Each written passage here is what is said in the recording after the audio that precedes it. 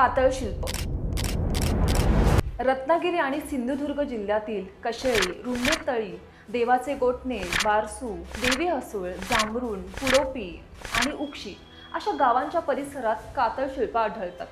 युनेस्कोच्या या प्रस्तावित यादीत या महाराष्ट्रातील 8 स्थळांचा समावेश आहे. गोव्यातील पानसाई मोलचाई या समूहात समावेश आहे. या दगडांवर तुम्हाला हत्ती, गेंडा, वाघ, हरिण, माकड, रानडुक्कर, कासव, मगर, मासे, शार्क, मानवी आकृत्या आणि विविध भौमितिक चिन्ह दिसतात.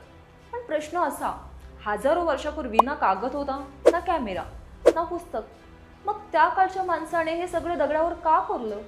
ह्याचं उत्तर शोधणं आजही संशोधकांसाठी एक मोठं कोड आहे. 2022 मध्ये geoglyphs of Konkan region of India हा वारसा युनेस्कोच्या टेंटेटिव्ह लिस्टमध्ये समाविष्ट करण्यात आला. 2026 मध्ये महाराष्ट्र सरकारने कातळ शिल्पांच्या संशोधन, संवर्धन आणि दस्तऐवजीकरणासाठी तब्बल 14 कोटींच्या प्रकल्पाला मंजुरी दिली आहे. मुंबई आणि रत्नागिरी येथे वर्ल्ड हेरिटेज डेस्क उभारला जाणार असून रत्नागिरीच्या पथकाकडून GPS mapping, drone survey, photography आणि स्थानिक लोककथांचं दस्तऐवजीकरण केलं जाणार आहे. कातळ शिल्प नेमकी किती जुनी आहेत हे शोधण्यासाठी वैज्ञानिक अभ्यासही केला जाणार आहे. ही फक्त दगडावरची चित्र नाहीत, ही आपल्या पूर्वजांनी कोकणच्या मातीत लिहून ठेवलेली हजारो वर्षांची डायरी आहे.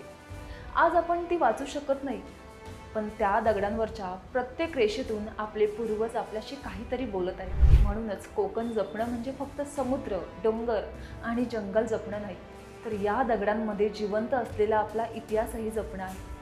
अशाच आपल्या कोकणच्या रहस्यमय गोष्टी आणि कोकणच्या गजाली या सिरीजचा पुढचा भाग पाहण्यासाठी आत्ताच VRS मराठीला फॉलो करा, सबस्क्राईब करा. थँक्यू.